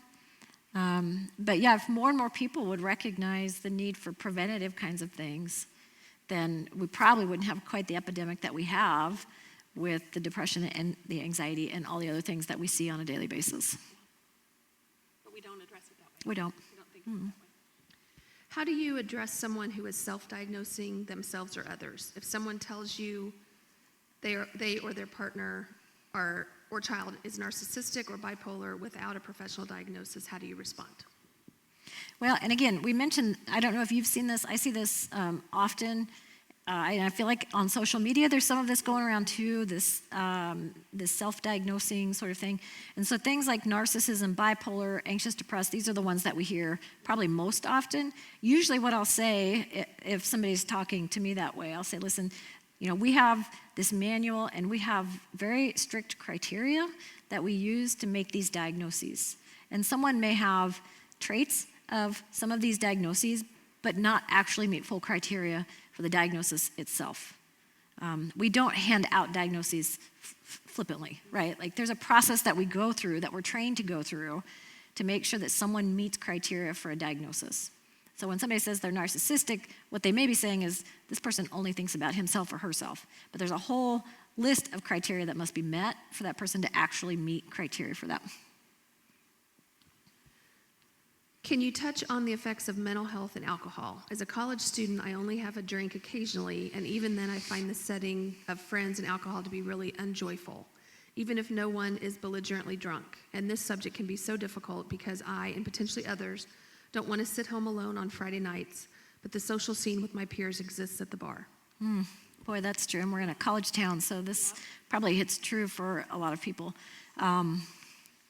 And that was a long question, so I'm going to try to break it down. Alcohol and mental health. Well, okay, if you go back to your gut health, things like alcohol can actually create more anxiety. Things like alcohol can actually create more depression. And so these things can often be used as ways, one, to be used socially, but people will often use them too as a way to ease nerves. If you have social anxiety, it's not uncommon to have a drink to try to ease those nerves, to let your inhibitions down, but then it can boomerang back and actually amplify the anxiety or the depression afterward. Okay, so alcohol, mental health, there is a connection there. If you struggle at all, then you probably want to be very careful drinking too much. Can you go back to some of the other part of that question? Alcohol is also what we often turn to initially to self. I need to feel better, I need to sleep, that's because it's easily accessed. And it's very social, so it's often a part that we pretty automatically go to for to heal. I only have a drink occasionally, not enjoying it, even if no one is belligerently drunk. The subject can be difficult because I, potentially others, don't want to sit at home, so there's the social aspect of it. I don't want to sit home on Friday nights, and the bar scene is all that's available. Maybe you need new friends. I don't know. Maybe you need friends who think more like what you think. And it is. There's a certain risk, I suppose, if you're going to be the one who says, hey, can we not do this? Can we go throw axes tonight or watch a movie or go hang out at Walmart? There's a Star Wars club. I know that. There's like a community, like it's at K-State, but it's community-based. Yeah. I'm not into it, but... Yeah, that's hard because of the social pressure. It really is. But don't be afraid to be the one to say no. Don't be the one to be afraid. Don't be afraid to suggest something else, because maybe there are others who are thinking or feeling the same way, and they're just too timid or hesitant to say anything or to make that recommendation. So if this is happening all the time, you might need new friends, right? Like if you guys just don't align at all that way, you might want to explore that. But then also make those suggestions. I know it's scared. Do it scared, right? Make those suggestions. See if you can't facilitate something that's not at the bar. People walk around Walmart. I've learned this. It's a thing to do. That's a Saturday night What? event. It's fun. After 9 o'clock, it's fun. I've learned this raising teenagers. FYI. We haven't gotten there yet. I do think I just reflect back 100 years or so when I was a teenager and in college. And I do think that's a part that is hard because the social scene, the dating scene is all in Aggieville. And whether it's college students, whether it's military, this is a small town, and it is hard. And I hear people say, well, there isn't anything to do. And that's across the age spectrum. So I think that is, but again, it may be finding connections, life groups. It's clear from this question that there's discomfort, that this is something they're recognizing. This is either not good for me or potentially could have some problems that result.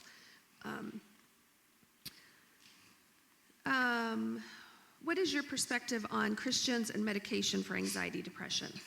Why does it feel like being a Christian makes it harder to deal with anxiety and depression, since God is supposed to help with everything? God does. But that doesn't mean that we, as Christians, can't struggle with anxiety and depression. If you're a Christian and you have diabetes, what are you going to do?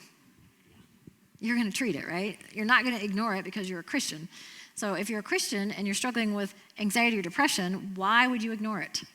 Again, I know the stigma, right? The stigma is still there, but it's the same thing. It's a brain illness. It's a mental illness. It's a medical illness, just like diabetes, just like anything else that you would go to your doctor for. And so it's hard because there's a culture behind us, and I say this carefully, but I think the church has not always been real good at encouraging access to mental health resources. And some of that is still there, and in different churches it's there more than others. But that's still it can still be very much a prevailing thought, I think, within the church. So I'm a Christian. My faith is incredibly important to me. And I thank God for that, because I can't imagine trying to deal with generalized anxiety every single day without having that. Last week I shared how my sister lives with diabetes, and she does all the things that she needs to do to manage that. I live with GAD, and I have to do all the things that I need to do to manage that, which for me includes staying really connected to God and really grounded in my faith. I do that, and I have a vitamin I take for anxiety. Mm-hmm. It's a medication, but... That's funny. Mine's called Lexapro. How do you help a suicidal person? What should the next step be if someone close to you tries to kill themselves? If they're in crisis in that moment, then you get them somewhere safe, right? So you take them to the emergency room. If you can't get to them, then you call 911. That's first line. And I think we said that last week. You don't hesitate. Get them somewhere, or if they're somewhere apart from you, then you call 911 and have them respond. Suicidal ideation will often pass, right? So it can feel really intense in the moment, but it will pass. There are obvious things like eliminate access to means of suicide, so firearms, medication, ropes, anything that could be used to complete that. Monitoring, staying very vigilant, paying attention, staying over if they live apart from you, talking, giving them perspective, reminding them that this will pass. Brianna, did you have something you were going to say on that? I forgot. Okay. Most importantly is to get them somewhere. If they're actively in a crisis, then forget about keeping things friendly. The bigger concern there is keeping them safe, and so you take them somewhere. But otherwise, then you be a constant presence. If they're at risk, they're thinking about it, they're talking about it, then you need to intervene. Even, with suicide ideation, it's not uncommon for somebody to say, well, they're just attention seeking, right? They're just saying this to get someone's attention. And the reality may be that that's exactly what they're doing. Maybe they are saying they're going to kill themselves because they want someone's attention. That is an indication of somebody who is hurting desperately. If somebody has to go to that extent to get someone to pay attention to them, they're hurting. So even if they are just saying it for the attention, you need to pay attention. Any suggestion that suicide is serious. That actually fits with the follow-up question. In my experience with loved ones dealing with depression, I've observed much manipulation. Do these two intersect with each other, and if so, how? I'm sorry, can you say that one more time? Yes. Dealing with depression, this person has experienced manipulation from people dealing with depression. And how are those connected? Man, I really want to deep dive into that question to know more. But I think you touched on it, because you said, even if it is manipulation and there's a history of that, it still needs to be taken seriously, and not just blown off that, they're just being manipulative, but being able to recognize that potential. Yeah. Can you read it one more time? Because I understood it differently. In my experience with loved ones dealing with depression, I've observed much manipulation. Do these two intersect with each other, and if so, how? Okay. So it sounds like what the implication is there is the person who is depressed is manipulating. Yes. Okay, got it. So that's if they are, it's a cry for help. So this is mental illness is a systemic issue, and so it doesn't just affect one person in a family. So if somebody in the family is dealing with anxiety or depression or anything else, it's going to affect the entire family. It's like that mobile example I gave last week. If you hit one piece of that mobile, the whole thing is going to rock, and that's the same as mental illness. And it can be incredibly hard, to be honest. And when you've got families who have lived with someone who has mental illness for years and years and years and years, people can experience what we call compassion fatigue, which is over years of being in this situation with someone they love who struggles, they fatigue out. Like they just may not have any more compassion to give. And may then start perceiving some of the behaviors of the depressed person as being more manipulative. If you're in a family, in a relationship where the person has struggled for years and you're starting to notice yourself get fatigued, you don't have as much compassion to give, you may feel cynical, you may feel critical, then that might be an indication that you also need to get some support for yourself. Because a lot of mental illness is chronic. It can last for years and years and years, sometimes a lifetime. And it's not an easy situation for either person to be in. I know I shared that with Stephanie, a month ago, a couple weeks ago when we met for coffee, having gotten COVID in December and dealing with all of that and just feeling, I didn't feel like it was depression, but I just felt really flat and struggled with getting back into things. And I think it was just everything and burnout on top of it and recognizing it. And again, just an example, it wasn't at the point where I felt like I needed to seek out therapy, although I have in the past, but seeking out a friend and having coffee, being able to just have that connection. So, thank you. You're welcome. Thank you. It made me late to a meeting with Barry. Oops. I'm a bad influence. Next time I'll ask you. Are you standing anybody up? How do you assist? This is kind of a follow-up to the manipulation. How do you assist someone dealing with anxiety and depression who sometimes seems like they don't want to get better? Like they wear their anxiety and depression as a banner of identity. Sometimes it is, and I've had to learn this. Sometimes somebody has lived with it for so long that they don't know who they are without it, and so to be apart from it can feel really uncomfortable. And it's a really strange sort of thing that happens. Like if you've got, I remember distinctly years ago, I had this moment where I can remember who I was sitting with and where I was when this happened, and there was this void. I don't know where my anxiety went, but it wasn't there, and I just remember thinking, this is weird. Like, I don't know what to do if I'm not anxious. It was so foreign to me. And so sometimes the diagnosis has become so much part of the identity because they've lived with it for so long, and the absence of it or the fear of losing it can be very scary. And I know it sounds completely counterintuitive that somebody would want to hang on to it, but it's less that they want to and more that they don't know what to do or who they are without it. It's a security. Yes. As strange as that sounds, that's what they've known. Yes. Yeah. This is a follow-up to that one. As someone with chronic depression and living with it my entire life, how does one begin to truly figure themselves out and learn who they are? To learn to be them without sadness and deep darkness. Yeah. Don't do it alone. Find somebody that you connect with, a therapist or someone else, probably somebody who's trained in it, who can walk that path with you. Some of my depressed clients I've met with for 6 and 7 years, and it's taken that long to start untangling who this person is apart from the depression, where their worth comes from, what their identity is. It takes a very long time. It's a long game for sure. And if you've lived with it your whole life, then it's going to take many, many years to undo all of the hardwiring that's occurred, to train your brain essentially to think about yourself differently.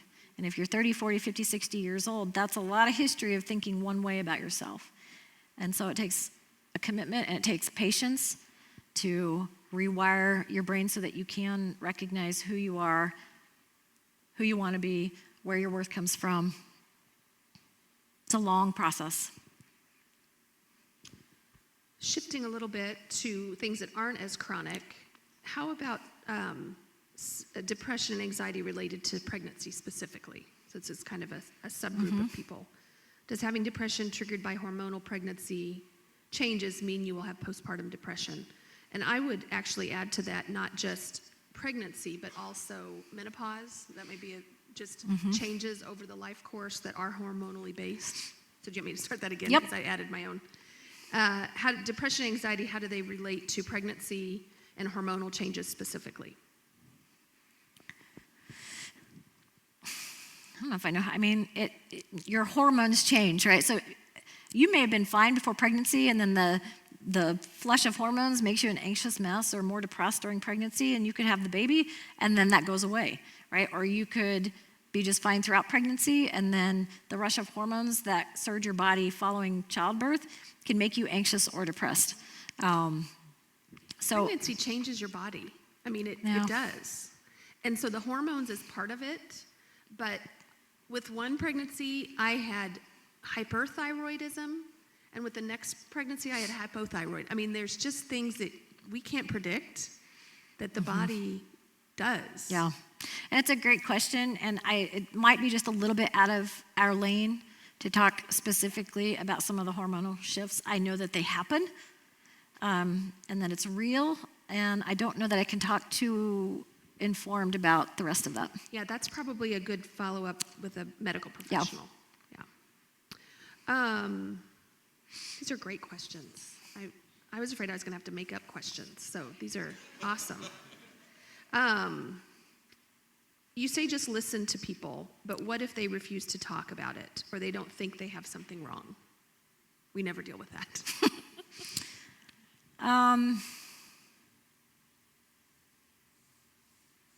Yeah, that's a good question. There is, at least in our field, there's such a process of getting really comfortable feeling helpless. And sometimes other people can see or identify issues in someone that they are not yet ready to identify. And there's only so much you can do as someone outside that person to encourage them, to prompt them, and to get them talking until or unless somebody is ready to start that conversation. They may not. They may not be willing to go there yet. And so in that case, I would suggest you just be a patient friend. You check in periodically. You let them know that you're available. Invite them out if you're going to go do something. Just be a presence. And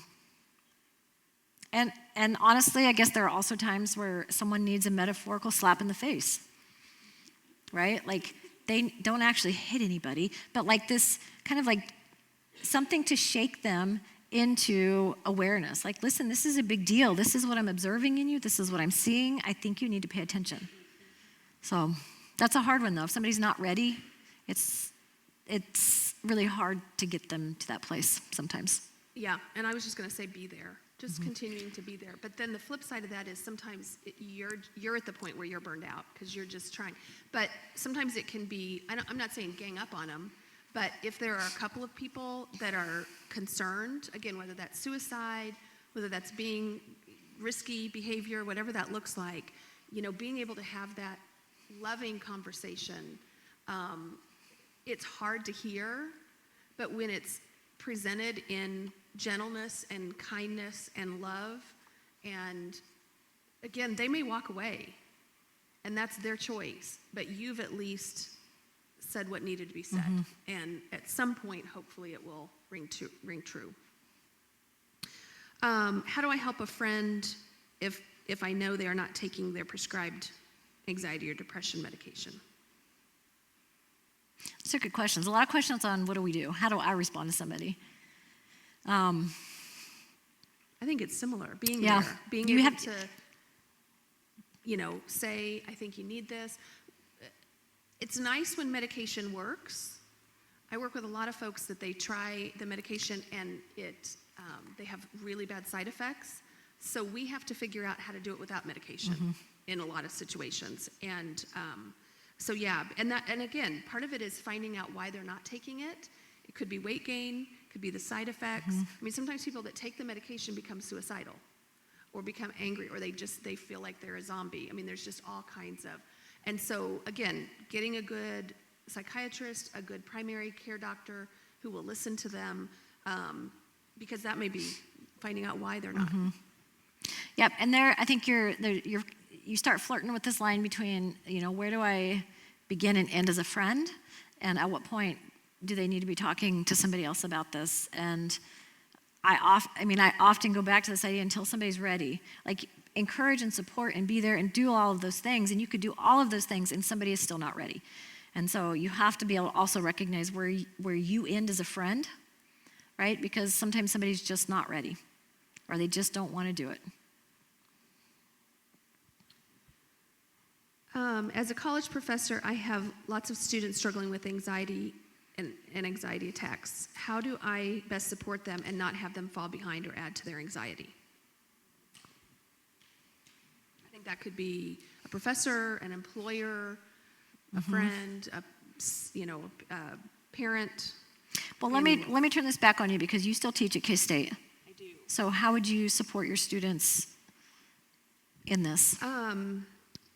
So I mentioned my area is trauma and traumatic stress, and I teach on trauma, violence, and life crisis. And I joke all the really happy and uplifting topics. But one of the things that I say, I email, I say it in class, I say it in our Zooms, is every semester I have at least one student struggle with the material because it's too personal. And so we have support systems in place at K-State. I just ask them to not wait till the end. I check in with them. I do a mid-semester check-in. Again, it's kind of that not friend, but that question about being a friend. Sometimes, again, it takes reaching out and, if I notice a student hasn't been submitting grades and is falling behind, I do a very generic, I follow up, I do a check-in that seems personal, but I'm sending it to everybody who looks like they're falling behind, and just say, again, kind of that, hey, wake up, what do you need?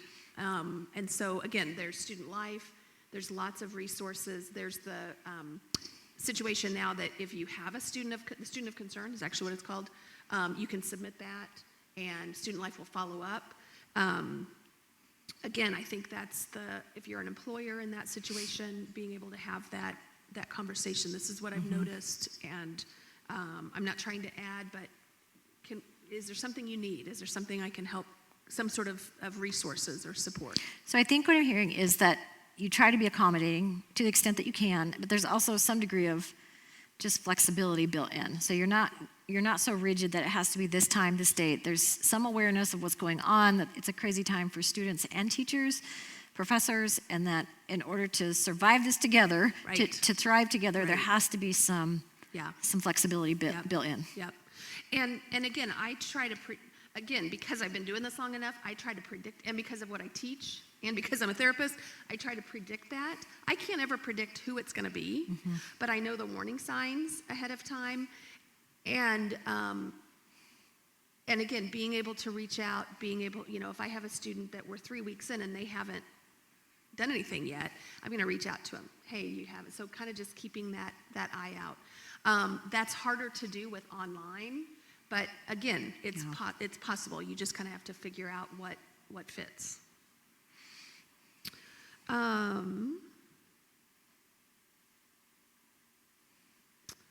How do you create a supportive friend group when you feel like no one is there? That's a deep question. That's a tough question. Yeah. There is someone there. Yeah. There's someone. This is, there is always somebody there, but I totally understand how it can feel like you're completely isolated and alone, and nobody cares, and nobody's thinking about you enough to reach out or check on you, or you've been absent from something for so long and nobody's even following up. Those are really heavy feelings, and if you're already struggling, that can just reinforce this belief that I'm unlikable, I'm unlovable, nobody wants to spend time with me. And this is where I would go back to, sometimes you have to put the behavior before the feeling, right? Sometimes you have to just put yourself out there, start attending we're in a church, so we're going to reference the church, right? But attend a church, find a group to participate in, do that really uncomfortable thing by reaching out to someone, like being the person to initiate that conversation, or to say, hey, I'm feeling lonely. Because often people won't, we live these busy, crazy lives, and some of us get so consumed with our own stuff that we can't see past the tips of our nose to recognize that somebody else is struggling. And sometimes it's a matter of, when you're on the other end of this and feeling alone and forgotten, reaching out. Now, I also understand that that is really, really hard to do, and there's likely some fear of rejection, that nobody's going to want to spend time with you or talk to you. So it can be scary, but you do it scared. You reach out. You be very intentional about going to places where there are people that you can begin to connect with. This one's pretty specific, but I think pretty critical too. As a pilot, how do I seek therapy without the FAA being notified and my medical revoked? That also applies to Army. I know that's I work with a lot of veterans and military, and that's a big concern. Command's going to find out. It's going to affect all kinds of things. But yeah. How would you answer that? I'm curious. It's a hard one. And I know from what I do understand about pilots, they're held to a much higher standard, and can really have no marks, or they can lose their ability to pilot. Can I say reach out to a civilian provider? Am I going to get shot down for that? It's a problem. Brown and I have both worked within the military system, so this is something we see all the time. Mick has worked within the military system and is a veteran himself. So we see this all the time. The stigma in the military context and culture is off the charts for mental health, and I know there's this push to get active duty men and women to seek out that help, but the reality is it can come back and bite them. And so many are very, very, very tentative to reach out, and often won't, at the cost of their own mental health. And so I don't know if this is appropriate. Until they're out. Until they're out, yeah. Civilian providers, I don't know if this is okay to say. Civilian providers are not connected with the military, right? So there is some separation there. There can be more confidentiality there. Sometimes paying out of pocket for a service can keep diagnoses or that sort of thing from being formalized in any sort of system somewhere. And so that may also be an option, to seek out a civilian provider and pay out of pocket for that. Yeah, and that's actually what I was going to say. That may be your only option, is to not do insurance. And again, that's where we both have people that pay a certain amount, or don't use their insurance for lots of different reasons. And so again, being able to work with someone, having limited records. I've had folks that didn't want any kind of electronic record. The paper record was fine, so I've worked with that. Again, if you're not submitting the insurance, then there shouldn't be anything that then goes back that the employer can find out about. Hope I'm right on that. I know. Me too. I'm going to give him the...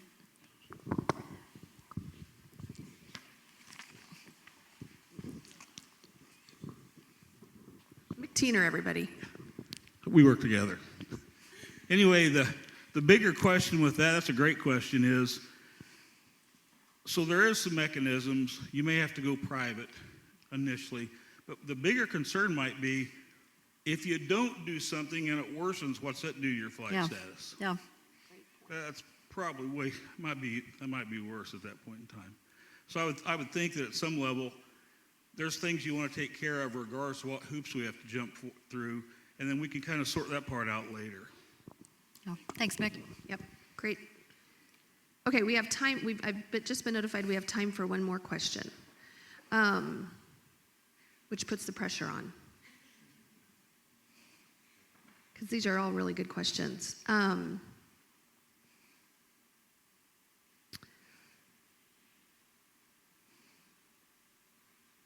Actually, several of these we've done. So,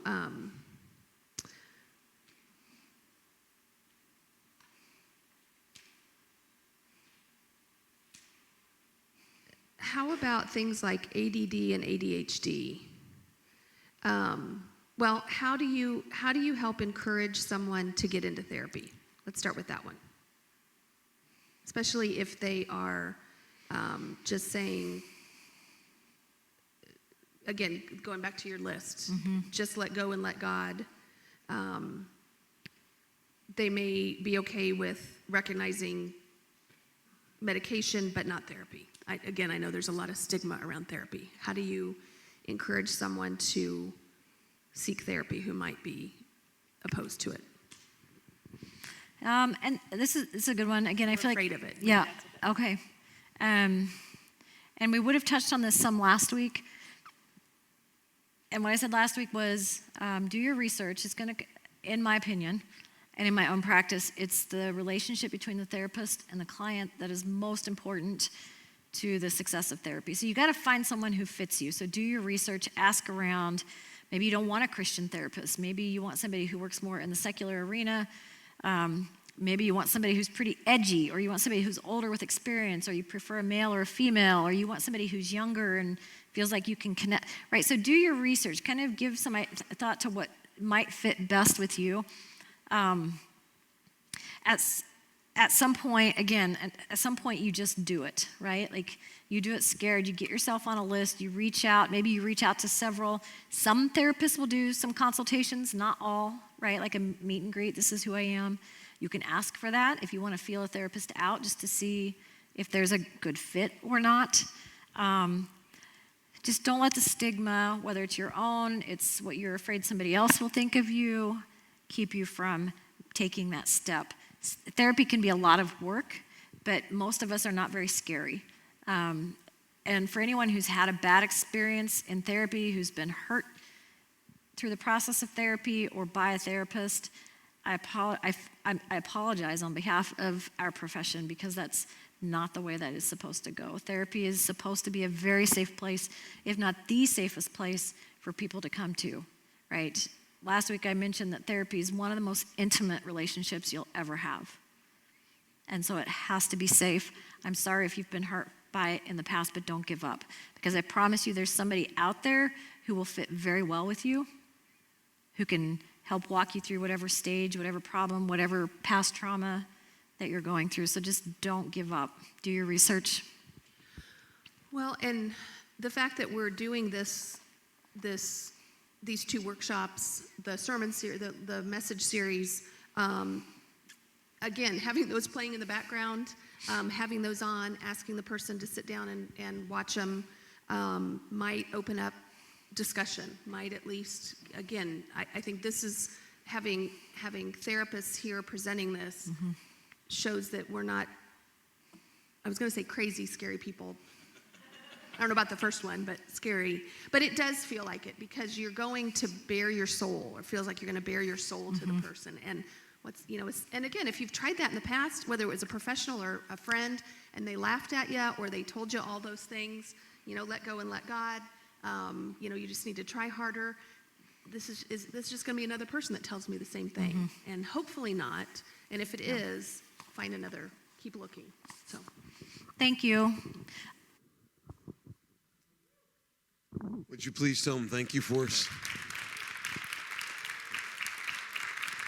Thank you, ladies, so much for being a part. And I want to encourage you, as we have several therapists in our community that Stephanie referred to last week. They may not all be in a large practice. Some are in small practice. Some are other areas. And so do at least get yourself on a waiting list if you do need to seek some, if you need to talk that out.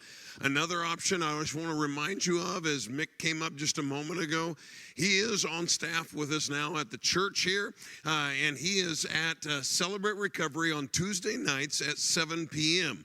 And they meet in our chapel on the upper level, and you deal with so many hurts, habits, and hang-ups that are just it's a wonderful ministry to walk through difficult situations. And so what I encourage people, if they say, you know what, I'm on a waiting list, I can't get in right now, get in somewhere. As she said, get in a spiritual community, get in somewhere, and you can begin Tuesday night, 7 p.m. Mick's a nice guy. He's not that scary, I promise. Just like these ladies. We wanted to help you guys know that it's okay to not be okay. It's okay to reach out for help. And that's kind of the first step of healing a lot of times, is just saying, is it all right? As one of the questions that was submitted, and my heart just hurt for that. You know, as a Christian, and there is a stigma, as you said. And that's one of the things that we wanted to do as a church family, is just to say, hey, let's get rid of that. Just as you need pastors, you need counselors, you need doctors, you may need a dietitian, just as you may need a mechanic, there's nothing wrong with just saying, okay, we're going to deal with what we need to deal with. So thank you so much. God bless you. Have a great evening. Thank you for being here, ladies.